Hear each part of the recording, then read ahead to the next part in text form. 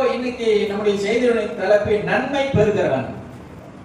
நன்மை பெறுகிறவன். வாசிங்க நீதிமொழிகளின் புஸ்தகம் 17ஆம் அதிகாரம் 20வது வசனம். நீதிமொழிகள் 17:20.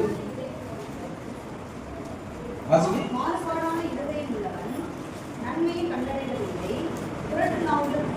அது இல்ல நீதிமொழிகள் 17 இல்ல 16.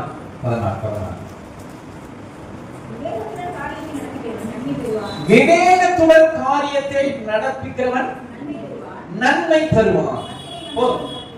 விவேகத்துடன் காரியத்தை நடத்துகிறவன். நம்ம வாழ்க்கையில ரொம்ப விவேகம் உள்ளவங்களா இருக்கணும். சத்தமா சொல்லுங்க, அல்லேலூயா சொல்லுங்க. விவேகமா இருக்கணும். சரி, இப்ப விவேகம்னா என்ன அப்படின்னு நம்ம அப்புறம் யோசிப்போம், சரியா? ஆனா இது மாத்திரமே இல்ல, அடுத்த வசனம் 21 வாசிங்க. இருதயத்தில் ஞானமுள்ளவன் விவேகி எனப்படுவான். அல்லேலூயா சொல்லுங்க. அல்லேலூயா. இப்ப இந்த ரெண்டையும், இந்த வசனத்தையும் நம்ம பார்க்கணும். இப்படி இந்த ரெண்டு வசனம் 20, 21 நம்ம பார்த்தோம்னா அதை எப்படி நம்ம தியானிக்கலாம்னா 21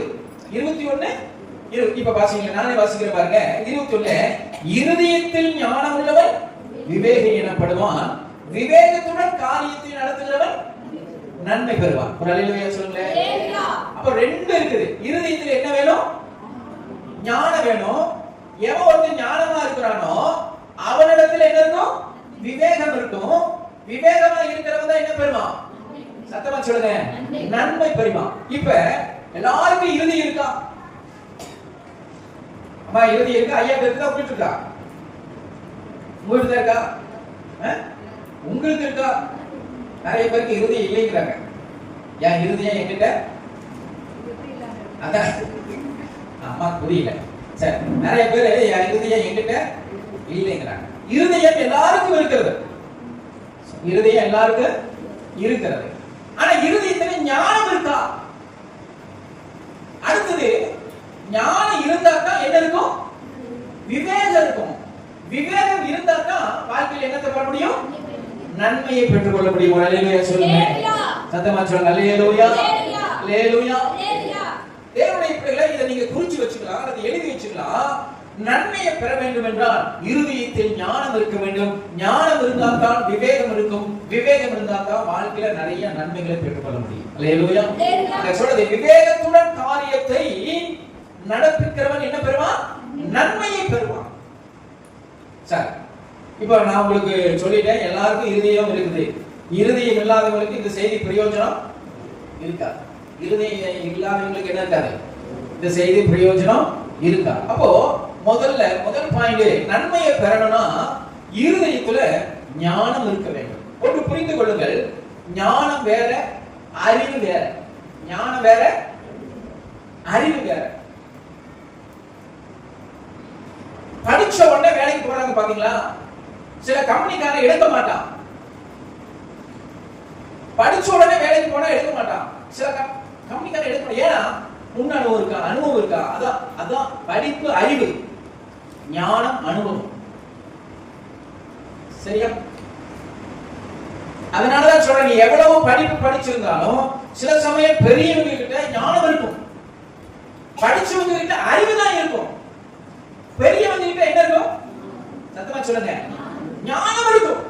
அதனால நீ எவ்வளவு படிப்பு படிச்சாலும் பெரியவங்களுடைய வார்த்தைக்கு சில சமயம் என்ன செய்யணும்? சத்தமா சொல்லுங்க, செவி கொடுக்க வேண்டும். அதான் சொல்லிட்டு, அறிவு வேற, ஞானம் வேற. அறிவு என்பது படித்து வருவது, படிப்புல வர்றது அறிவு. ஞானம் என்பது தேவன் கொடுக்கிறது. சில சமயம் இயற்கையா உண்டாகும். தேவன் தான் முழுசியா கொடுக்கிறாரு. சில மனிதர்களுக்கு அனுபவத்தில் உண்டாகிற காரியம். நீங்க வாசிங்கன்னா நீதிமொழிகள் 1ஆம் அதிகாரம் 7ஆம் வசனம் வாசிங்க. நீதிமொழிகள் 1:7. யாருங்க? கர்த்தருக்கு பயப்படுதலே ஞானத்தின் ஆரம்பம். அப்ப ஞானம் யாரால கொடுக்கப்படுகிற ஒன்றுனா கர்த்தராலே கொடுக்கப்படுகிற ஒன்று. படிப்பு அறிவை கொடுக்கலாம், ஞானம் கர்த்தருக்கு பயந்தா தான் வரும். பெரியோருக்கு பயந்தா தான் வரும். தகப்பனும் தாய்க்கும் பயந்தா தான் வரும். அல்லேலூயா. சத்தமா சொல்லுங்க அல்லேலூயா. ஞானம் என்பது வேற, அறிவு என்பது வேற. முதல்ல அதை புரிந்து கொள்ளணும். அங்கே சொல்லப்பட்டிருக்கிறது 7ஆம் வசனம், கர்த்தருக்கு பயப்படுதலே ஞானத்தின் ஆரம்பம். மூடர் ஞானத்தையும் போதகத்தையும் என்ன செய்யறாங்க? அசட்டை பண்ணுகிறார்கள். இந்த ஞானம் தோட இணைஞ்சது, ஞானத்தோட இணைஞ்சது என்னன்னா போதகம், போதிக்கிறது. ஞானத்தோட இணைஞ்சது என்னங்க? புரியுதா உங்களுக்கு? ஞானம் எப்படி வரும் அப்படின்னா போதகத்தோடு வரும். சாப்பிடுங்கன்னு சொல்லி வெறும் சோத்தை போட்டு வச்சுட்டா சாப்பிடுவாங்களா? அதுக்கு என்ன ஊத்தணும்? குழம்போ ரசமோ துவையோ ஏதாவது வச்சா தான் பிணைஞ்சு சாப்பிட முடியும். அது போல ஞானம் சும்மா வராது, போதகத்தோடு தான் வரும். அறிவுரை. ஞானம் எதில் வரும்? போதகம் என்னங்க? அறிவுரை. அப்போ இப்ப ஏன் கர்த்தருக்கு பயப்படுதல ஞானத்தின் ஆரம்பம் சொன்னா, ஒருவன் ஞானத்துல வளரணும்னா அவன் வேதத்தை வாசிக்கணும். கர்த்தருடைய வார்த்தை நம்ம போதிக்கிறது. தேவனுடைய வார்த்தையை யாரெல்லாம் வாசிக்கிறார்களோ அவர்களுக்குள்ள ஞானம் விளங்கும். அல்லேலூயா சொல்லுங்களேன். அல்லேலூயா. அன்பு பிள்ளைகளே, உங்களுக்கு நான் சொல்லுகிறேன், நீங்க எவ்வளவு படிப்பு டபுள் டிகிரி நீங்க முடிச்சு இன்னும் 3 டிகிரி 4 டிகிரி படிச்சா அறிவுல தான் வளருவீங்களே தவிர ஞானம் உங்களுக்கு உள்ள வரணும்னா வேத வசனத்தை வாசிக்கணும். அல்லேலூயா. ஞானம் உள்ளவனுக்கு போதகம் பண்ணு அப்படிங்கிற ஒரு வசனத்தை. ஏன்னா போதகமும் ஞானமும் ஒன்றோடு ஒன்று கலந்தது. எவன் ஒரு போதகத்தை அசட்டை பண்ணுகிறானோ, எவன் ஒரு தகப்பன் தாய் சொல்லுகிற ஆலோசனை அசட்டை பண்ணுகிறானோ, எவன் ஒருவன் போதகருடைய சொல்லை அசட்டை பண்ணுகிறானோ அவனுக்குள்ள ஞானம் இருக்காது, அறிவு இருக்கும். அல்லேலூயா.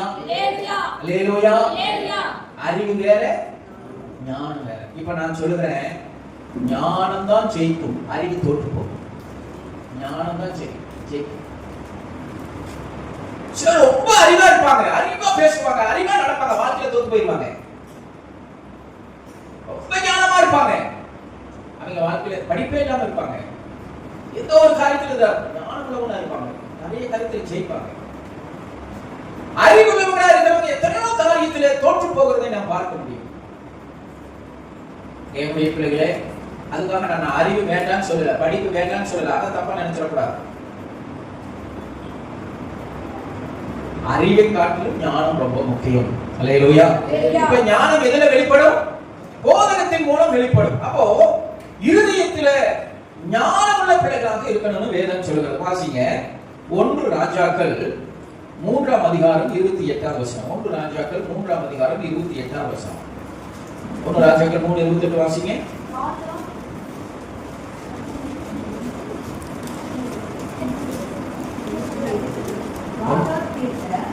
ஒன்னு ராஜாக்கள் 3:28. ராஜா தீர்த்த இந்த நியாயத்தை இஸ்ரவேலர்கள் எல்லாரும் கேள்விப்பட்டு நியாயம் விசாரிப்பதற்கு தேவன் அருளிய ஞானம் ராஜாவுக்கு உண்டென்று கண்டு அவனுக்கு பயந்தார்கள். ஒரு அல்லேலூயா சொல்லுங்க. சாலமோனை குறித்து சொல்லுகிறோம். சாலமோன் யார் தெரியல, சின்ன பையன். அவன் ராஜ்யத்துல பதவி ஏற்கிற பொழுது, ராஜ பதவி ஏற்கும் பொழுது சின்ன பையன். எத்தனையோ மந்திரிகள் நினைச்சிருப்பாங்க, மூத்த மந்திரிகள். அல்ல கவனிங்க. இப்ப உங்களுக்கு ஒரு நிறைய அவசரம் இருக்கு. சாலமோனுடைய பையன் ரெகோபியாம் பதவி ஏற்கும் பொழுது அவன் மூத்தவருடைய ஆலோசனை என்ன செஞ்சுட்டான்? அல்ல தட்டினதுனாலதான் தேசமே 2ஆ பிரிஞ்சது. இப்ப சாலமோன் சின்ன பையங்க, சாலமோன் சின்ன பையன் ராஜ பதவி ராஜாவாயிட்டான். கர்த்தர் அவனை ராஜாவாக தெரிந்து கொண்டான். அல்லேலூயா சொல்லுங்க. அவனை உயர்த்தி கண்மலையின் மேல் நிறுத்தி உட்கார வச்சுட்டாரு. ஒருவேளை அவனை சுத்தி இருக்கிற மந்திரிமார்கள், சில மூத்த அமைச்சர்கள் எல்லாம் அவனை அற்பமா பார்த்திருப்பாங்க. என்ன சின்ன பையன், இவனுக்கு என்ன தெரியும்? அல்லேலூயா சொல்லுங்க. எதுக்கு எடுத்தாலும் இங்க யாருக்கு வரணும்? என்கிட்ட தான் வந்து நிக்கணும். நான் தான் சொல்லுவேன், ஆலோசனை சொல்லுவேன். என் ஆலோசனை பண்ண நடக்கணும். எனக்கு எல்லாமே தெரியும். நான் யாரோட இருந்தாலும், இவங்க அப்ப தாவீதோட இருந்தாலும் எனக்கு எல்லாமே தெரியும் அப்படின்னு ஒரு வேளை நிறைய பேர் நினைச்சிருக்கலாம். நல்ல வேளை தேவனுடைய கிருபையினால ஆண்டவர் அவனை பார்த்து கேட்டார், அவனுக்கு என்ன வேணும் சொல்லு தரணும்னு ஞானம் கேட்டான். கர்த்தருக்கு ஸ்தோத்திரம். அவனுக்குள்ள ஞானம் வந்துருச்சு, கர்த்தர் கொடுத்த ஞானம் வந்துருச்சு. யார் சின்ன பையன் நினைச்சிட்டு இருந்த அந்த சாலமோனை கண்டிப்பா ஜனங்க என்ன செய்யறாங்க? பயப்படுறாங்க. ஏன் பயப்படுறாங்க? அந்த வசனம் சொல்லுகிறது. 1 ராஜா மறுபடியும் வாசிங்க அந்த வசனத்தை. ராஜா தீர்த்த இந்த நியாயத்தை இஸ்ரவேலர்கள் எல்லாரும் கண்டு என்ன செஞ்சாங்க? தேவன் அருளிய ஞானம் ராஜாவுக்கு உண்டென்று கண்டு, அல்லேலூயா, அவனுக்குள்ள ஒரு ஞானம் இருக்குது, தேவன் அருளிய ஞானம் இருக்குது அப்படின்னு நான் சொல்லுகிறேன். அவனுடைய மந்திரிமார்கள் கூட பயப்பட ஆரம்பிச்சிட்டாங்க. சாலமோன் சின்ன பையனையா, கர்த்தர் அருளிய ஞானம் அவனுக்குள்ள இருக்கு. அல்லேலூயா. அதனால சாலமோன் என்ன செய்யக்கூடாது? சத்தமா சொல்லுங்க, வாலாட்டக்கூடாது. அவனுக்குள்ள ஞானம் இருக்குதுன்னு அறிந்து தேவ பிள்ளைகளை பயந்தாங்க. சாலமோனுக்குள்ள என்ன இருக்குங்க? சத்தமா சொல்லுங்க, ஞானம் இருக்குன்னு சொல்லி பயந்தாங்க. இனி அவனை சின்ன பையனும் பார்க்கல, அவனை எள்ளி நகையாடியெல்லாம் நினைச்சாங்களே, அந்த பார்வை போய் கர்த்தர் அவனோடு கூட இருக்கிறார் என்ற எண்ணம் ஜனங்களுக்குள்ள வந்து சாலமோனை கண்டு ராஜாவுக்கு கொடுக்க வேண்டிய அத்தனை மரியாதையும் கொடுத்தாங்க. அல்லேலூயா சொல்லுங்க. சின்ன பையன் தான் வந்தா, அவளை மூத்த அமைச்சர், ஒரு 70 வயசு அமைச்சர் என்ன செய்யறாரு? எள்ளி நகையாட முடியல, எழுந்துச்சு நின்னு வாழ்ந்த ராஜா. ஏன்? கர்த்தர் கொடுத்த ஞானம். நானும் சொல்றேன், கர்த்தர் கொடுக்கிற ஞானம் நமக்குள்ள வரணும். அல்லேலூயா. கர்த்தருக்கு பயப்படுதலே ஞானத்தின் ஆரம்பம். ஆண்டவருக்கு எந்த அளவுக்கு பயப்படுகிறோமோ, சத்தியத்துக்கு எந்த அளவுக்கு பயப்படுகிறோமோ, அந்த அளவுக்கு கர்த்தர் கொடுக்கிற ஞானம் நமக்குள்ள வரும். அல்லேலூயா, அல்லேலூயா. இன்னொரு வசனம் கூட நீதிமொழிகள் 2ஆம் அதிகாரம், நான் வேகமா போற விரும்புகிறேன். நீதிமொழிகள் 2ஆம் அதிகாரம் 3ஆவது வசனம், ஞானத்தை வா என்று கூப்பிட்டு புத்தியை சத்தமிட்டு அழைத்து வெள்ளியை போல நாடி, எப்படி சொன்னா, புதையல தேடுகிறதை போல தேடுவாங்க. அன்பான தேவ பிள்ளைகளே, உங்களுக்கு பார்த்து சொல்கிறேன், ஞானத்தை புதையல தேடுகிறதை போல தேடு. நான் சொல்றேன், ஒவ்வொரு வாரமும் தேவனுடைய வார்த்தையில புத்தியில ஞானம் வெளிப்படும். கர்த்தருடைய வசனம் ஞானம் நிறைந்தது. நீ புதையலை தேடுகிறதை போல தேவனுடைய வார்த்தையை தேடு. அந்த வசனம் ரொம்ப முக்கியம். நீங்க குறிச்சு வச்சுக்கொள்ளுங்க. நீதிமொழிகள் 2 அந்த 13ல அப்படி அழகா சொல்லப்படுது. வாசிங்க. ஞானத்தை வா என்று கூப்பிடு.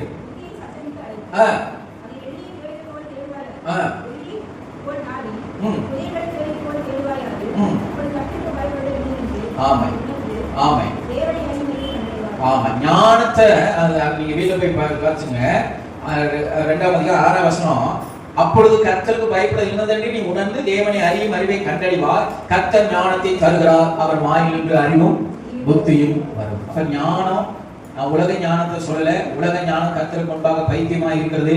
அழகா ஒரு வார்த்தை சொல்லுது, கர்த்தர் ஞானத்தை தருகிறார். இன்னும் ஒரு வசனம் சொல்லுது, ஒருவன் ஞானத்தில் குறைவுள்ளவனாய் இருந்தார். அல்லேலூயா. இப்படி சொல்லல, நீங்கள் அறிவில் குறைவுள்ளவர்களாய் இருந்தால், நீ அறிவுல குறைவுள்ளவனா இருந்தா போய் டியூஷன் வச்சு படிச்சுக்க. அறிவுல குறைவுள்ளவனா இருந்தா என்ன வச்சு படிச்சுக்க? சத்தமா சொல்லுங்க, டியூஷன் வச்சு படிச்சுக்க. ஆனா ஒருவன் ஞானத்தில் குறைவுள்ளவனா இருந்தால் சம்பூரணமாய் கொடுக்கிற தேவனிடத்தில் கேட்க கடவார், கர்த்தர் ஞானத்தை தருகிறார். அல்லேலூயா. சத்தமா சொல்லுங்க, அல்லேலூயா. எவ்வளவு பெரிய சூழ்ச்சியா இருந்தாலும் சரி, நீங்க சாலமோனை புரிஞ்சு பாரு, எவ்வளவு பெரிய சூழ்ச்சியா இருந்தாலும் சரி, சாலமோனிடத்துல ஞானம் விளங்கினது. ஆமென் சோதரர். எத்தனையோ ராஜாக்கள் வந்து அவனை சோதித்து பார்த்து பொன்னையும் பொருளையும் கொடுத்துட்டு போனாங்க. உங்களுடைய சூழ்ச்சி நிறைய நமக்கு விரோதமாக சத்துருடைய சூழ்ச்சி, மனிதனுடைய சூழ்ச்சி எல்லாம் இருக்குமானால், ஒரு இணைப்படுதலே ஞானம் இருக்குமானால் அவைகளை தவிடுபடியாக்கி நம்ம அடுத்த கட்டத்துக்குள்ளே நாம் கடந்து போக முடியும். அல்லேலூயா. சத்தமா சொல்லுங்க, அல்லேலூயா. கர்த்தர் ஞானத்தை தருகிறார். நான் சபைக்குள்ள இருக்கிற பிள்ளைகளுக்கு சொல்லுகிறேன், நீ ஞானத்தில் குறைவுள்ளவனாய் இருந்தால் சம்பூர்ணமாய் கொடுக்கிற தேவனிடத்தில் ஞானத்துக்கு முதல்ல ஞானத்துக்கு, ஆண்டவரே எனக்கு ஞானத்தை கொடுங்கப்பா, என் வாழ்க்கையில நான் எப்படி போகணும், எப்படிப்பட்ட முடிவுகளை எடுக்கணுங்கிற ஞானத்தை கொடு. அல்லேலூயா சொல்லுங்க, சத்தமா சொல்லுங்க, அல்லேலூயா. ஞானம் ரொம்ப ரொம்ப முக்கியம். நம்ம குடும்பத்துல ஏற்படுகிற பல காரியங்களா இருந்தாலும் சரி, சபையில நடக்கிற பல காரியங்களா இருந்தாலும் சரி, 3ஆவது சொல்றேன், உன் தனிப்பட்ட வாழ்க்கையில நடக்கிற பல காரியங்களா இருந்தாலும் சரி, ஞானம் ரொம்ப முக்கியம். அந்த ஞானத்தை கர்த்தர் தருகிறார். அவர் பட்சபாதம் உள்ளவர் அல்ல. ஒருத்தருக்கு ஞானத்தை கூட்டி கொடுத்துட்டு ஒருத்தருக்கு ஞானத்தை குறைச்சு கொடுக்கிற தெய்வம் அல்ல. நீ கேட்டா அவர் தருவார், சம்பூர்ணமாய் கொடுக்கிற. எப்படி வசனம் இருக்குது? சத்தமா சொல்லுங்க, எப்படி கொடுக்கிறாரு? சம்பூர்ண என்னங்க? மிகுதி. நம்ம ஏற்கனவே பார்த்துக்கோ, மிகுதியான தேவைக்கு அதிகமாக கொடுக்கிற. அப்போ சம்பூர்ணமாய் கொடுக்கிற தேவனிடத்துல என்னத்தை பெறணும்? நான் சொல்கிறேன், கர்த்தருடைய பிள்ளைகளுடைய இருதயத்துல ஞானம் நிறைந்து இருக்கணும். ஆமென். அல்லேலூயா சொல்லுங்க. ஞானம் நிறைந்து இருக்கணும். நன்மையை பெறணும்னா முதல் நம்முடைய வாழ்க்கையில உலக நன்மையா இருந்தாலும் சரி, ஆவிக்குரிய நன்மையா இருந்தாலும் சரி, நம்முடைய வாழ்க்கையில நாம ஞானம் உள்ளவர்களா இருக்க கற்றுக்கொள்ளணும். ஞானத்தை தருகிற தேவனிடத்துல தாராளமா கேட்கலாம். மனுஷன் தானே கேட்க வைக்கப்படணும். மனுஷனை கேட்கறது தானே வைக்கப்படணும். தேவ சமூகத்தில் வீட்டை கூட்டி உட்கார்ந்து, எப்பா இந்த காரியத்துக்கு எனக்கு ஏற்ற ஞானத்தை கொடுங்காண்டவரே, இந்த குடும்பத்துக்குரிய சூழ்நிலைக்கு ஏற்ற ஞானத்தை கொடுங்காண்டவரே, இந்த சபையை நடத்தக்கூடிய ஞானத்தை கொடுங்க நான் கேட்கணும். ஆண்டவரே, இந்த ஆளுகளை நான் எப்படி நடத்திட்டு போறேன், எனக்கு ஞானத்தை கொடுக்கப்பான்னு நான் கேட்கணும். குடும்பத்தை எப்படி நடத்திட்டு போறோம்னு ஞானத்தை நீங்க கேட்கணும். தனிப்பட்ட ஜீவிதத்தில் வேலை செய்யற இடத்துல ஆண்டவரே எப்படி எனக்கு ஞானத்தை கொடுங்கப்பா, தாராளமா கேளுங்க. ஆண்டவரே, பேரையா இருக்கிற ஆண்டவரே ஞானத்தை கொடுங்கப்பா. இந்த உலக காரியம் எல்லாம் எனக்கு ஒன்று முதவாதப்பா, இந்த மனுஷங்க சொல்றதெல்லாம் எனக்கு பிரயோஜனம் இல்லப்பா, தேவரே எனக்கு நல்ல ஞானத்தை கொடுங்கப்பான்னு நீங்க ஜெபம் பண்ணினா சம்பூர்ணமாய் கொடுக்கிற தேவன் ஞானத்தை தருவார். அல்லேலூயா. சத்தமா சொல்லுங்க, அல்லேலூயா. கொலோசியரின் புஸ்தகம் 2ஆம் அதிகாரம் 3ஆம் வசனம். கொலோசியர் 2:3.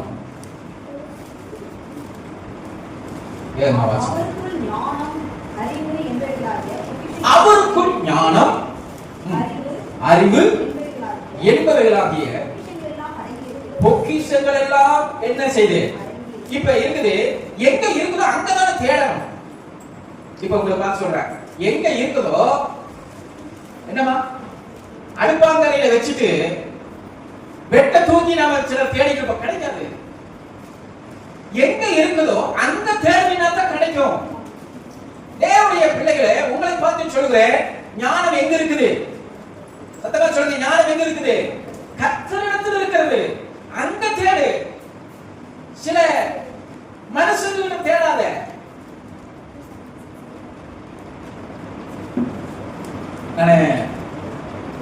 தேவனுக்கு விரோதமா, தேவ சித்தத்துக்கு விரோதமா ஞானம் இருந்தா கூட பைத்தியமாக்கி வரான். உங்களுக்கு தெரியும், அகித்தோப்பேலின் ஆலோசனை கர்த்தருடைய ஆலோசனை போல இருந்ததாம். யாருக்கு? தாவீதுக்கு. அகித்தோப்பேல் அவருடைய ஆலோசனையை கேட்டுதான் தாவீது நடப்பாங்க. ஆனா அகித்தோப்பேல் இப்ப யாரோட போய் சேர்ந்துட்டான்? தாவீதை விட்டுட்டு அப்சலோமோட போய் சேர்ந்துட்டான். அவருடைய மகனோட போய் சேர்ந்துட்டான். தாவீதுக்கு கருப்பு நினைச்சு, ஐயோ அவன் சூப்பரா ஞானம் விளங்குமே, அறிவு வருமே, அவன் போய் அங்க சேர்ந்துட்டானே அப்படின்னு சொல்லிட்டு ஒரு ஜெபம் பண்ணா பாருங்க. அகித்தோப்பேலின் ஆலோசனையை ஆண்டவரே நீர் அகமாக்கி போடுன்னு சொன்ன உடனே கர்த்தர் இமைப்பொழுதிலே அவனுடைய ஞானத்தை, அவனுடைய அறிவை, அவனுடைய புத்தியை கர்த்தர் ஒன்றுமில்லாமல் ஆக்கி போட்டார். அவனை வெட்கப்பட வச்சுட்டார். அகித்தோப்பேல் ஏன் செத்து போனா தெரியுமா? அவனுடைய ஆலோசனையை நிராகரித்தான் அவனுடைய மகன் அப்சலோம். அதனால ஞானம் கூட ரொம்ப ஞானமா இருக்கிறாங்கனால நீங்க பயப்படாதீங்க.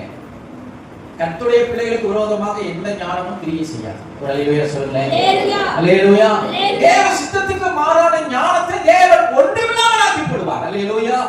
கர்த்தருடைய பிள்ளைகளை இங்க சொல்லுகிற கொலோசியர் 2:3 மறுபடியும் சத்தமா வாசிங்க. அவருக்குள்ள ஞானம், யாருக்குள்ள? கர்த்தருக்குள்ள ஞானம், அறிவு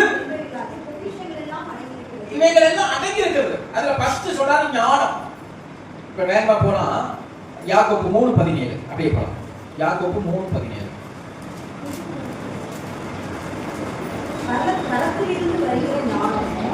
பரத்திலிருந்து வருகிற ஞானமோ முதலாவது சுத்தமுள்ளதாயும் பின்பு சமாதானமாயும் சாந்தமும் இரக்கத்தாலும் நற்கனிகளாலும் நிறைந்ததாயும் பட்சபாதம் இல்லாததாயும் மாயமற்றதுமாய் இருக்கிறது. நீதியாகிய கனியானது சமாதானத்தை நடப்பிக்கிறவங்களாலே சமாதானத்தினாலே விதைக்கப்படுகிறது. அல்லேலூயா. சத்தமா சொல்லுங்க, அல்லேலூயா. பரத்திலிருந்து வருகிற ஞானம். ஒரு பிரச்சனையும் வைங்கள, உன் அறிவுல உனக்கு இருக்கிற ஞானத்துல அல்லது சில மனுஷங்க சொல்ற ஞானத்துல நடந்தீங்கன்னா அந்த நேரத்துல சமாதானம் உண்டாகும், அந்த நேரத்துல பிரச்சனை தீரும். ஆனா கர்த்தர் பரத்திலிருந்து வருகிற ஞானத்திற்காக நீ வெயிட் பண்ணி தேவன் சொல்லுகிற ஆலோசனை படி நடந்தீனா நீடிய சமாதானத்தையும் சந்தோஷத்தையும் கொடுத்து கர்த்தர் உண்மையுள்ளவராக இருக்கிறார். அல்லேலூயா. சத்தமா சொல்லுங்க அல்லேலூயா. தேவன் உன்னை நடத்துகிறாரா அதைத்தான் பார்க்கணுமே தவிர அதனுடைய சூழ்நிலையை தான் பார்க்கணுமே தவிர நமக்கு இருக்கிற அந்த ஞானத்துக்கு நம்ம முக்கியத்துவம் கொடுக்கிறார். பரத்திலிருந்து வருகிற ஞானத்துக்கு முக்கியத்துவம் கொடுத்து தேவன் நம்மை நடத்துகிற அந்த நடத்துதலுக்கு நீங்க ஒப்பு கொடுத்தீங்கன்னா அந்த யாக்கோபு 3 வர பரத்திலிருந்து வருகிற ஞானமோ முதலாவது சுத்தம் உள்ளது. அதுல எந்த வஞ்சகமும் இருக்கா, அதுல எந்த பிரிவினையும் இருக்கா, அதுல எந்த சமாதான குறைச்சலும் இருக்கா, அதுல ஒரு பிளஸிங் ஒரு பூரணமான ஆசீர்வாதத்தை தேவன் தர சித்தமுள்ளவராக இருக்கிறார். அல்லேலூயா. சத்தமா சொல்லுங்க அல்லேலூயா. சில சமயம் சில முடிவுகளை நமக்கு தோணுகிற அறிவுல நமக்கிட்ட இருக்கிற ஞானத்துல சில மனிதர்கள் சொல்லுகிற ஞானத்துல செஞ்சீங்கன்னா பெரிய இழப்பை நமக்கு ஏற்படும். ஆரம்பத்துல நல்லதா இருக்கும். கர்த்தர் சொன்னார், பவுல்கிட்ட சொன்னாரு போக வேண்டாம். ஆனா மாணவிங்க என்ன தெரியுமா சொன்னாங்க? தென்றல் மெதுவா அடிக்குது, பிரயாணத்துக்கு அருமையான நேரம். கொஞ்ச நாள் அமைதியா இரு. நான் தான் சொல்றேன், ஆண்டவர் சொல்றார் பவுல்கிட்ட, நான் தான் சொல்றேன் அமைதியா இரு. பவுல் போய் சொல்றாரு, என் ஆண்டவர் பிரயாணம் பண்ண வேண்டாங்கிறாரு, அமைதியா இருக்க சொல்றாரு. ஆனா சூழ்நிலையை பார்க்கறா மாறுமி. பரத்திலிருந்து வருகிற ஞானத்துக்கு முக்கியத்துவம் கொடுக்கல. சூழ்நிலையை பார்த்தா தென்றல் காற்று வீசுகிறது, பிரயாணத்துக்கு அருமையான நேரம். மாலுமியுடைய வார்த்தைக்கு இணங்கினான் கப்பல். அந்த போர்ச்சேவர் 100 அதிபதி இணங்கி பிரயாணத்தை ஆரம்பிச்சாங்க. கொஞ்ச காலம் அமைதியா போச்சு. என்னாச்சு தெரியுமா? ஒரு பெரிய புயல் வந்தது, படகு உடைந்தது, இருக்கிற பொருளெல்லாம் சேதமானது, ஜீவன் ஒன்றே மிஞ்சிச்சு. ஏன் தெரியுமா? பரத்திலிருந்து வந்த ஞானத்துக்கு முக்கியத்துவம் கொடுத்தாங்க. சில நாளும் சில காரியத்தை பெறதுக்கு கொஞ்சம் பொறுமையோடு காத்திருக்கிறது அவசியம். அல்லேலூயா சொல்லுங்க. அல்லேலூயா. அல்லேலூயா. தேவனே சுத்தம் உள்ளதான். சில காலத்துக்கு ஆண்டவர் பொறுமையா இருப்பார், கொஞ்சம் அமைதியா இருக்கு. பெரியவங்க சொல்லுவாங்க பாத்தீங்களா, சிலர் எடுத்துமா விட்டுணுமா, சிலர் கொஞ்சம் பொறுமையா விட்டுரு, அதான் மாறும், அதான் மாறும், அதான் பிரச்சனை ஓடிடும். அதுக்குள்ள நீங்க எதுக்கு பண்ணிட்டு விட்டுரு, காலம் கணிஞ்சு வரும். தேவன் எல்லா காரியத்தையும் கோணலானவர்களை நேராக்குகிறவர், கரடுமேடுகளை சமமாக்குகிறவர், எல்லாவற்றையும் அதன் காலத்தில் நேர்த்தியாக செய்வார். அதை காட்டி சொல்லுகிறேன், சபைக்குள் இருக்கிற உங்களுக்கு எனக்கும் எத்தனை நன்மையான காரியங்களை செய்வார். அல்லேலூயா. தேவன் சில ஞானத்தை நமக்கு கொடுப்பார். அந்த ஞானத்தின் வழி கற்று தேர்கிற பிள்ளைகளுக்கு நிச்சயம் அதற்கான ஆசீர்வாதத்தை தவிர சித்தமுள்ளவராக இருக்கிறார். அல்லேலூயா. சத்தமா சொல்லுங்க அல்லேலூயா. வசனமே இருக்குது. ஞானம் எப்படி தெரியுமா? ஒரு வழக்கு நீதிபதியிட்ட போகுது. நீதிபதியிட்ட போகும் பொழுதே அந்த குற்றவாளி அந்த ஆப்போசிட் மனுஷன்ட்ட என்ன மன்னிச்சிரு, இந்த பிரச்சனையில இருந்து நான் விளைக்கிறேன் அப்படின்னு சொல்லி நீதிபதிக்கு முன்னாடி போற அந்த பிரச்சனை தீர்த்தலாம் பாருங்க. வேதம் சொல்கிற அதுவே ஒரு ஞானம். சில சமயம் காத்திருக்கிறது ஞானம். சில சமயம் தேவனுடைய வார்த்தைக்கு கீழ்ப்படுகிறது ஞானம். தண்ணீரால நிரப்புனாலே, கச்சாலியை தண்ணீரால நிரப்புனாங்க. நிரப்பின தண்ணியை கொண்டு போய் பந்தி விசாரிப்பு காரணை கொடுன்னு சொன்னாங்க, கொண்டு போய் கொடுத்தாங்க. கீழ்ப்படிவது ஞானம். எனவே தேவனுடைய பிள்ளைகளே, ஞானம் ரொம்ப ரொம்ப முக்கியம். ஞானம் கர்த்தர் தருகிறார். நம்ம அவருடைய சமூகத்தில் சில சமயம் காத்திருந்து பொறுமையோடு அந்த காரியத்தை சரி செய்யும்.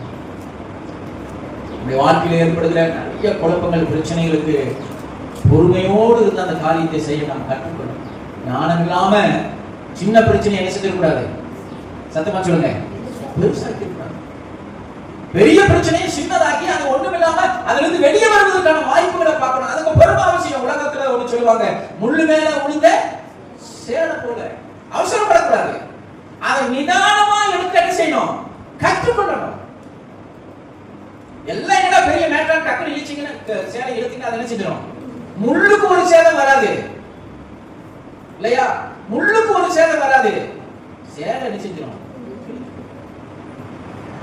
நம்ம தேவனுடைய ஞானத்தை பெற்று உங்க வாழ்க்கையில எந்த ஒரு காரியத்தையும் அதன்படி செய்யுங்க. கர்த்தர் உங்களை அற்புதமாய் நடத்துவார். எவ்வளவு பிரச்சனையா இருந்தாலும் சரி, தேவனாலே தீர்க்க கூடாத பிரச்சனை ஏதாவது இருந்தா வேதத்துல நான் சார்ந்து சொல்லிட்டே இருக்கலாம். எத்தனையோ பிரச்சனை. நான் சிதம்பரம் போயிருந்தேன், வீடியோ கூட வச்சிருக்கிறேன், நீங்க பார்க்கலாம். என் நண்பர், நான் போன வாரம் கூட சொன்னல, கல்யாணம் ஆச்சு திக்குவாய, அவனுக்கு குழந்தை பிறந்த 6 மாசம். அவன் சபையில் எத்தனை பேர் தெரியுமா? 10 பேர். அப்ப விசுவாசி எத்தனை பேருங்க? இப்ப 400 பேர் பக்கத்துல. அவன் சபையில 10 பேர். அவன் மூத்த பிள்ளையை கொடுத்தார், அந்த பெரிய பாசி. இப்ப அவருக்கு 80. அவன் சபையில 6000 பேர் இருக்கிறாங்க. மூத்த பிள்ளையை கல்யாணம். நான் கூட ஆச்சரியப்பட்டேன். நான் சொன்னேன், எப்படா மூத்த பிள்ளையை கொடுத்தாரு? அவ்வளவு பெரிய பாசம். அந்த பொண்ணு கொஞ்சம் காது கேட்க. அப்புறம் ரொம்ப வருஷம் கழிச்சுட்டு அதே எங்களுக்கு சொன்னாங்க. அப்போ நாங்க கொஞ்சம் பர்சனலா பேசிட்டு இருக்கும்போது அவன் சொன்னான், என் வாழ்க்கையில தானே பிரச்சனை வந்தது. என்ன பிரச்சனை? எனக்கு ஃபர்ஸ்ட் குழந்தை பிறந்த 6 மாசத்துல அவங்க அம்மா வீட்டுக்கு போயிட்டு திரும்ப எங்க அம்மாவை திட்டான். அந்த பாஸ்ட் எங்க மாமனார் எங்க அம்மாவை ஒரு மாதிரி திட்டாரு. ஏன்னா ஆனா விசுவாசிக்கு அவன் பாஸ்ட். ஆனா இன்னைக்கு யாரு 2 பேரும் சம்மதிங்க. அதோ கம்பீரமா இருப்பாரு, பேசிட்டாரு. அப்போ ரொம்ப வருத்தமாயிடுச்சு எங்களுக்கு. எல்லாரும் முன்னாடி திட்டாரு. அன்னைக்கு விசுவாசி, இன்னைக்கு நாங்க சம்மதிக்கு திட்டாரு. 6 மாசம் பொறுமையா இருந்தேன். கத்தர் இன்னைக்கு வரைக்கும் என்ன, நான் சின்ன சபை தான், கிட்ட 400 பேர் வர்றாங்க. ஆனா அன்னைக்கு அவர் சபையில இன்னைக்கு என்னை பார்த்து மாப்பிள்ளைன்னு கூப்பிடுற அளவுக்கு கத்தர் 6 மாசம் பொறுமையா இருந்ததுனால கத்தர் எனக்கு பெரிய காரியத்தை செஞ்சு வச்சிருக்கிறார். அல்லேலூயா. கண்ணார நான் பார்த்தேன். பேத்திக்கு நிச்சயதார்த்தம் நடக்கிற இடத்துல நான் பார்த்தேன். ஞானம் விளங்கும். தேவனுக்கு பயப்படுகிற பிள்ளைகள் இடத்துல என்ன விளங்கும்? சத்தமா சொல்லுங்க. நம்ம எல்லாரும் கர்த்தருடைய பிள்ளைகள் எல்லாம் ஞானம் உள்ளவர்களா. சரி, இப்ப நீதிமொழிகள் வாசிக்க அதே அதிகாரம் 17ஆம் அதிகாரம் 21வது வசனம் வாசிங்க. நீதிமொழிகள் 17:21.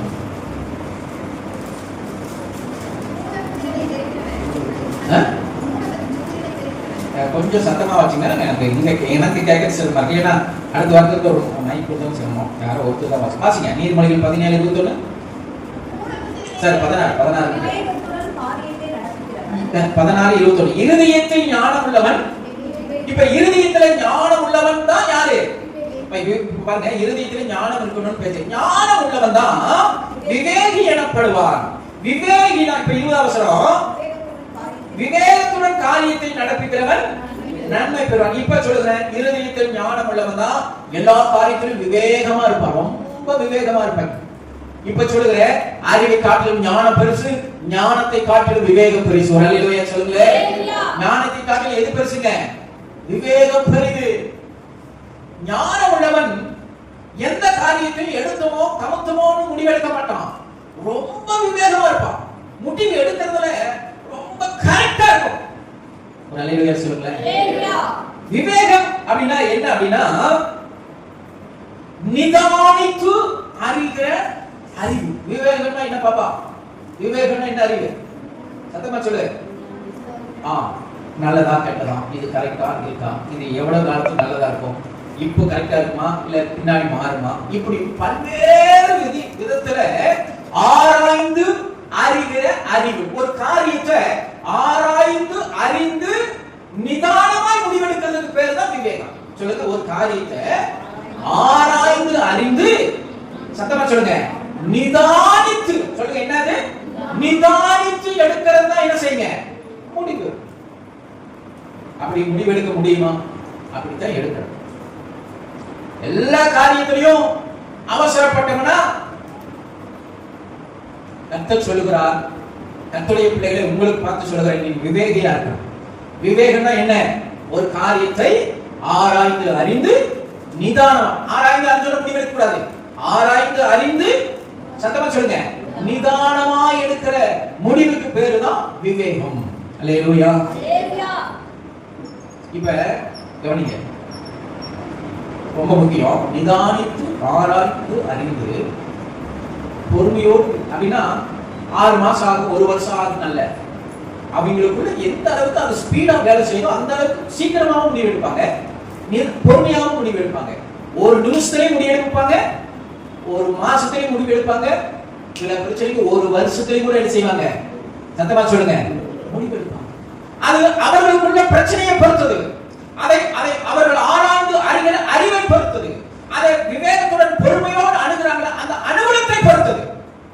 சில காரியத்துக்கு பொறுமையா இருக்குதான் முடிவு முடியாது. அவசரப்பட்டு தான் எடுக்கணும். அந்த சூழ்நிலைக்கு ஏற்ப, அந்த பிரச்சனைக்கு ஏற்ப நீங்கள் அதை ஆராய்ந்து அறிந்து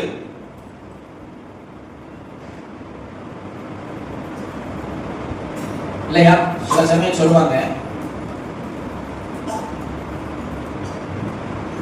பக்கத்துல ஒரு அம்மா இருந்துட்டாங்க, சுகர்ல புண்ணு வந்துச்சு, காலில் புண்ணு வந்துச்சு. சும்மா குற்றமா சொல்ல தெரிஞ்சு போகிறப்பெல்லாம் டாக்டர் என்ன சொன்னாங்க, காலை எடுத்து திரும்பி படைய வச்சு காலை எடுத்து வச்சு. ஆனா அந்த அம்மாவுக்கு கால் எடுத்து என்னல பிரியம் இல்லை. பரவாயில்ல, கேட்கறது பரவாயில்ல. நிறைய டாக்டர்கிட்ட போனாங்க, ஆளை எடுக்கணும் கேட்கிற அளவுக்கு முன்னாடி வந்து பேசுவோம். ஆளை எடுக்கிறதுக்கு இல்லை, அதனால இன்னைக்கு ஜீவனை எழுந்துருச்சு. சொல்லுங்க, நீ நல்ல ஞானம் உள்ள பிள்ளையா இருந்தீனா விவேகம் உனக்குள்ளே கிரியை செய்யும். இப்ப சொல்றேன், 1 லட்சம் ரூபாய்க்கு பெட்ரோல் வாங்கிட்டு வந்துட்டு நீ உதச்சாலும் ஸ்டார்ட் ஆகாது. விவேகமா என்ன அர்த்தம்? ஆனா வண்டி வாங்கிட்டா அது ஞானம். எங்க 4 இடத்துக்கு போறீங்க, எனக்கு வாங்க பெட்ரோல் ஊத்தணும், அது விவேகம். அல்லேலூயா சொல்லுங்க. அல்லேலூயா. அப்போ அந்த வசனத்தை வாசிங்க. சரி, நான் சொல்லலையா? நீதிமொழிகள் 1ஆம் அதிகாரம் அதே 3வது வசனம் வாசிங்க. நீதிமொழிகள் 1:3. விவேகம், நீதி, நியாயம், நிதானம் என்பவை பற்றிய. இப்ப விவேகம்னா 4 கோல் போடுங்க. விவேகம் என்றால் என்ன அப்படின்னா நீதி, நியாயம், நிதானம். விவேகம் என்றால் என்ன? சத்தமா சொல்லுங்க. நீதி, நியாயம், நிதானம். எல்லாம் 4 வருது இல்லையா? நேத்து சொல்லு, விவேகம் என்றால் என்ன? நீதி, நியாயம், நிதானம். சரியா? இது ஏதோ சின்ன படம் மாதிரி அப்படியே சொல்ல போறேன். நீதி, நியாயம், நிதானம். அங்க சொல்லப்பட்ட இவைகள் பேதைகளுக்கு வினாவையும் வாலிபர்களுக்கு அறிவையும் விவேகத்தையும் கொடுக்கும். அல்லேலூயா. வாலிப பிள்ளைகளுக்கு ரொம்ப விவேகம் ரொம்ப முக்கியம். நீ வாழ்க்கையில டக்கு டக்கு முடிவெடுப்ப. வாலிப பிள்ளைகளுக்கு சொல்றேன், ரத்த ஓடுகிற ஓட்டத்துல நீ டக்கு டக்கு டக்குன்னு முடிவெடுப்ப. ரொம்ப நிதானிக்கணும்.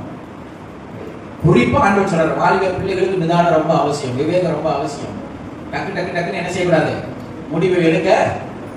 கவனிக்கிறீங்களா? டக்கு டக்கு டக்குன்னு என்ன செய்யக்கூடாது? முடிவே எடுக்க கூடாது. கடையில போறோம்னா பார்த்தோம்னா முடிவு எடுக்க கூடாது. இதுதான் எனக்கு அப்படின்னு அழுது புரண்டு ஓடக்கூடாது. சரியா? அப்போ விவேகம் என்பது நீதி, நியாயம், நிதானம் நிறைந்தது. அல்லேலூயா. இப்ப யாக்கோபு 3:13 வாசிங்க. யாக்கோபு 3:13. நான் ஒன்னா வேதத்துல இருந்து எடுத்துக்காட்டுக்குள்ளேயே போகல. யாக்கோபு 3:13 வாசிங்க. வாசிங்க. உங்களில் ஞானியும் போதும். 2 போட்டுக்கா. உங்களில் எப்படி இருக்கணும்? ஞானியும் விவேகியுமாய் இருக்கிறவன் எவனோ அவன் ஞானத்துக்குரிய சாந்தத்தோடு தன் கிரியைகளை நல்ல நடக்கையில என்ன செய்வான்? காமிப்பான். சிலர் வந்து அவசரப்படுத்துவாங்க. இந்த இடம் வாங்குறதுக்கு சில பொருள் எல்லாம் அந்த சில வியாபாரிகள் எல்லாம் பாத்தீங்கன்னா இங்க இருக்க கூட நல்ல வியாபாரிக்கு இருக்கு, தப்பா நினைச்சுக்காதீங்க. ஆனா வாங்கிங்க அவ்வளவுதான். ஓகே ஓகே ரைட், டக்குனு பில்ல போட்டு நம்ம மேல என்ன செஞ்சிடணும்? பொருளை கொடுத்துடணும். அது வியாபாரத்துடைய தந்திரம். அது ஒரு பக்கம் போகட்டும். ஆனா இந்த வசனத்தை நீங்க அண்டர்லைன் பண்ணிட்டீங்க. நல்ல அந்த உங்களில் ஞானியும் விவேகமாய் இருக்கிறவன் எவனோ அவன் ஞானத்துக்குரிய சாந்தத்தோடு, சும்மா வெறும் சாந்தத்துல. ஏன்னா ஞானத்தோட சாந்தமா இருக்கிறான்.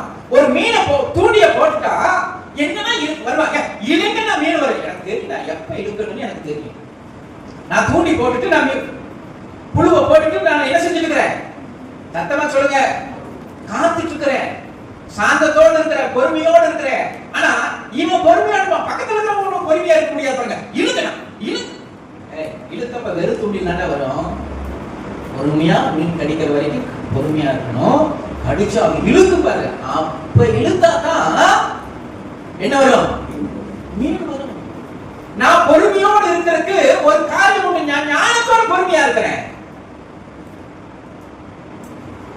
நான் விவேகத்தோடு அந்த காரியத்தை முடிவெடுப்பதற்கு சாந்தமா இருக்கிறேன். அவசரப்படக்கூடாது. வசனம் சொல்லுங்க. அந்த வசனத்தை நீங்க எத்தனை பேர் புரிஞ்சுக்கிறீங்க? எத்தனை பேருக்கு புரியுது? Praise Lord. செய்தி எத்தனை பேருக்கு புரியுது? அல்லேலூயா. இந்த செய்தியை வாலிப பையனுக்கு உட்கார வச்சு நான் கொஞ்ச நேரம் பேசினேன். நீங்க இத்தனை பேர் பேசுறேன், ஒரு பையனுக்காக நான் பேசினேன். அது எனக்குள்ள கிரியை செய்ததுனால தான் இன்னைக்கு இவ்வளவு நான் பேசுறேன். அல்லேலூயா. உங்களில் பாருங்க, உங்களில் ஞானமும் விவேகமாய் இருக்கிறவன் எவனோ அவன் ஞானத்துக்குரிய சாந்தத்தோடு அப்புறம் தன் கிரியைகளை நல்ல நடக்கையினால என்ன செய்வான்? அவசரப்பட்டு இது பண்ண மாட்டான். நல்ல நடக்கையினாலே தன்னுடைய காரியங்களை அவன் வெளிப்படுத்துவான். அல்லேலூயா.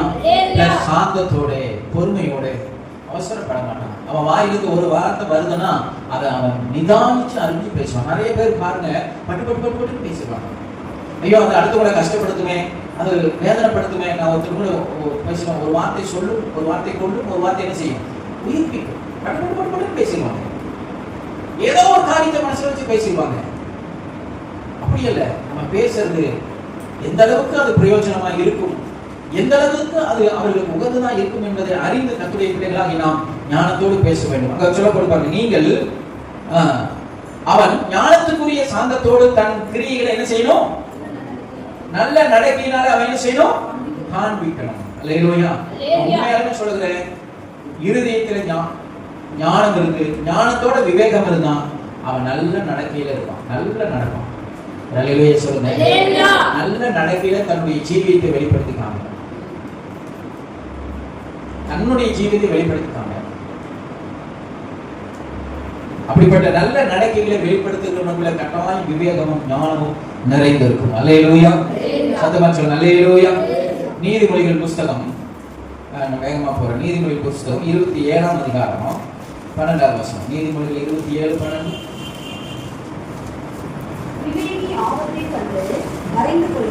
ரெண்டு வசனம் வாசிக்கணும். நீதிமொழி 27:12, 22:3. ரெண்டு எடுத்துக்கங்க.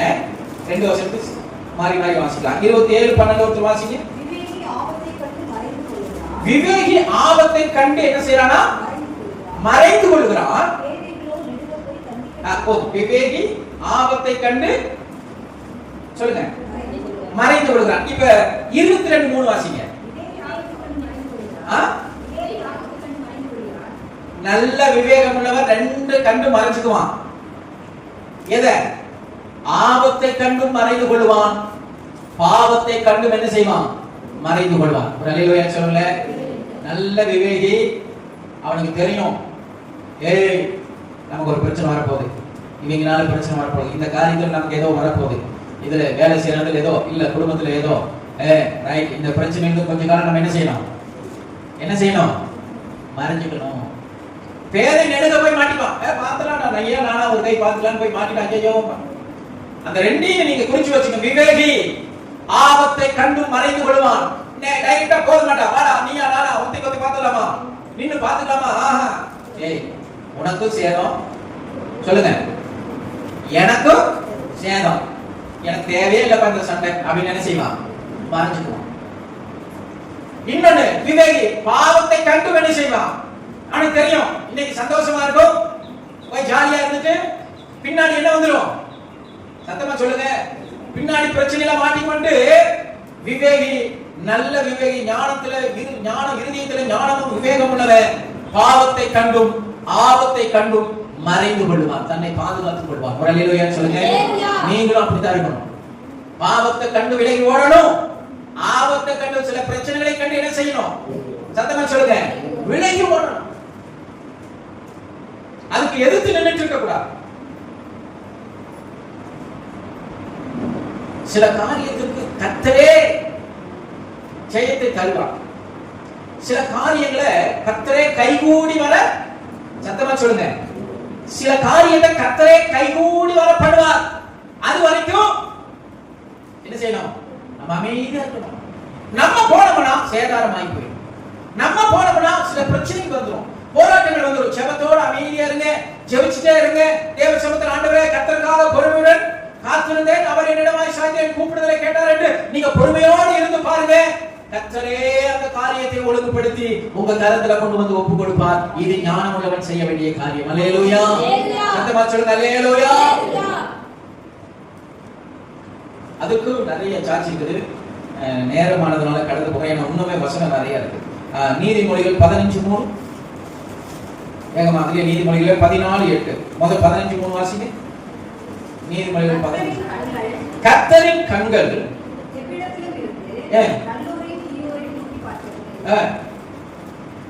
நீதிமொழிகள் 15:3 தான்.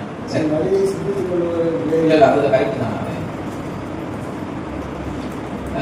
சார் ரெண்டாவது வசனம் ஞானிகளின் நாவு அறிவை என்ன செய்யும்? உபயோகப்படுத்தும். நீங்களே புரிஞ்சுக்கலாம். ஞானியுடைய ஞாபகம் அவன் பேசுறது ரொம்ப பிரயோஜனமா இருக்கு. அது நீங்க யோபு கூட நீங்க போய் வாசிச்சு பார்க்கலாம். யோபு அவன் பேசும் பொழுது முதியோர் எல்லாம் மாயை பிளந்துட்டு பார்ப்பாங்களாம். சரி, அதே நீதிமொழிகள் 14:8 வாசிங்க. 14:8 தன் வழியை சிந்தித்துக் கொள்வது விவேகியின் ஞானம்.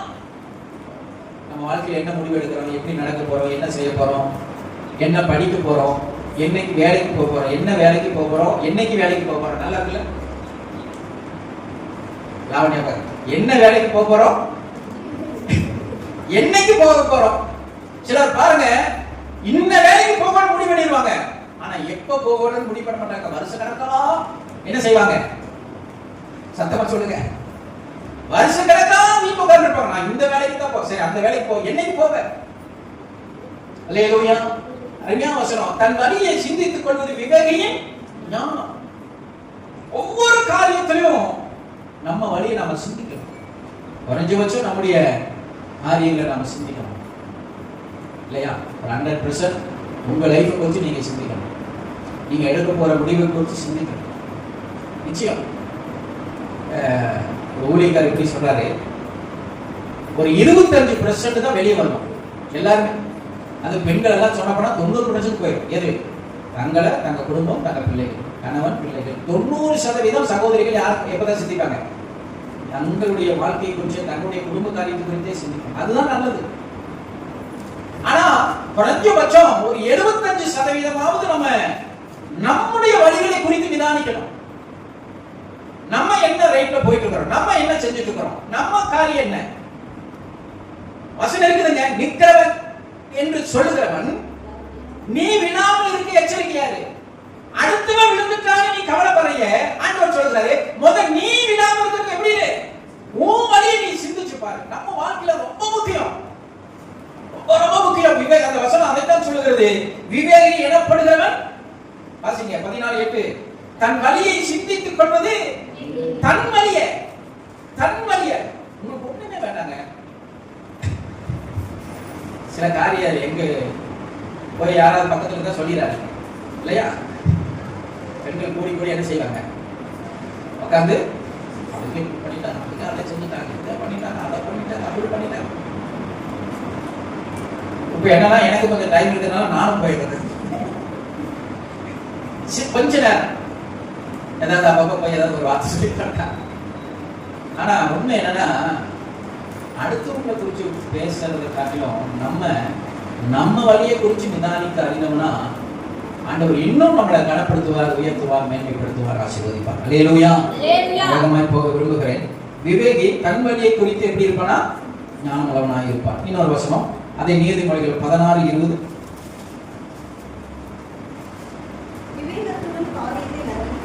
இப்ப சொல்லுங்க. கடைசி பாயிண்ட் வந்தாச்சு. இருதயம் இருக்கும், எல்லாருக்கும் இருதயம் இருக்குது. ஆனா இருதயத்தில் என்ன இருக்கணும்? ஞானம் இருக்கணும். ஞானம் இருந்தா என்ன இருக்கும்?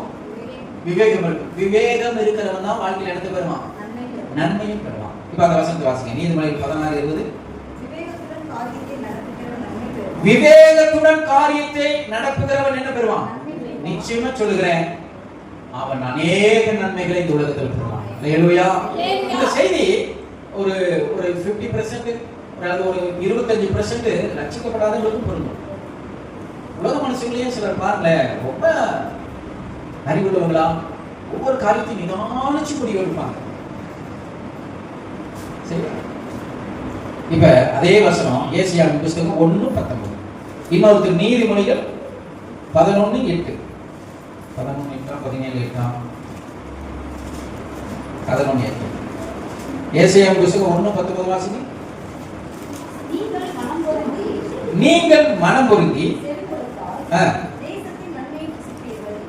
எது? ஏசாயா 1:19. நீங்கள் மனம் பொருந்தி செவி கொடுத்தால், இந்த நான் சொன்ன இந்த செய்தியுடைய வார்த்தை கேட்டீங்கன்னா சாதாரண நன்மையை பெற மாட்டீங்க. என்ன பெறுவீங்க?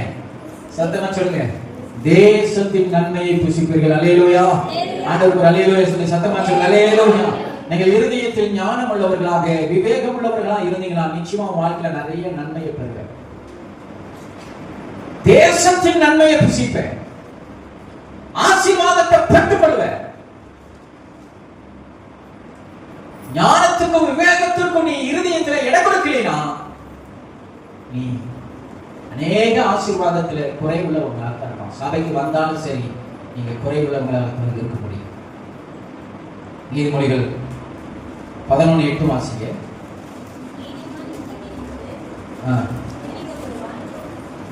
சாரி, அது இல்லை, 11:8 17 இருக்கணும். அப்படி இல்லை, எழுதுனது அப்படி எழுதுறேன்.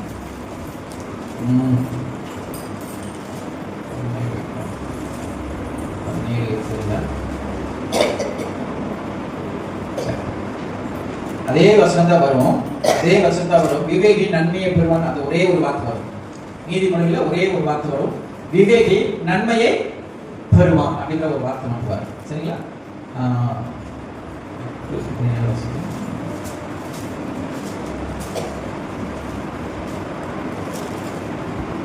சரி, அதே வசனம் தான் வரும், வேற ஒன்றும் வசனம் அது. நீதிமொழிகள் விவேகி நன்மையை பெறுவான். அடுத்தது ஏசாயால வாசித்தோம், தேசத்தின் நன்மையை என்ன செய்வான்? பெறுவான். நீங்க நிறைய நன்மைகளை பெற்றுக்கொள்ள முடியும், ஆசீர்வாதத்தை பெற்றுக்கொள்ள முடியும். நீங்க சபைக்கு வந்தும் ஞானமும் விவேகம் இல்லாதவர்களா நீங்க நடந்தீங்கன்னா அநேக ஆசீர்வாதத்தை நம்ம இழந்து போயிடும். அதனால இந்த உலகத்துல நம்ம வாழ்றோம், சத்துரு நமக்கு விரோதமா எத்தனையோ போராட்டங்களை, தடைகளை, பிரச்சனைகளை கொண்டு வருகிறோம். பலவிதமான போராட்டங்களை கொண்டு வருகிறான். ஆனா அதன் மத்தியில நம்ம இந்த உலகத்துல நன்மைகளை பெற்றுக் கொள்வதற்கு நாம் ஞானமும் சொல்லுங்க விவேகம் உள்ளவர்களாக இருக்கணும். அல்லேலூயா. சத்தமா சொல்லுங்க, அல்லேலூயா. தனிப்பட்ட ஜீவியத்திலும் சரி, எந்த காரியமா இருந்தாலும் சரி, நம்ம வாழ்க்கையில ஞானமும் ஞானமும் விவேகம் உள்ள பிள்ளைகளா இருந்து பழகுங்க. கர்த்தர் அநேக நன்மைகளை சுதந்திரிக்கக்கூடிய கிருபைகளை கர்த்தர் தருவார். நம்ம எல்லாரும் எழுந்திருப்போமா? ஹல்லேலூயா, ஹல்லேலூயா, ஹல்லேலூயா, ஹல்லேலூயா, ஹல்லேலூயா. எங்களுக்குள்ளே வாசம் செய்யும் ஆவியானவரே, இந்நாளிலும்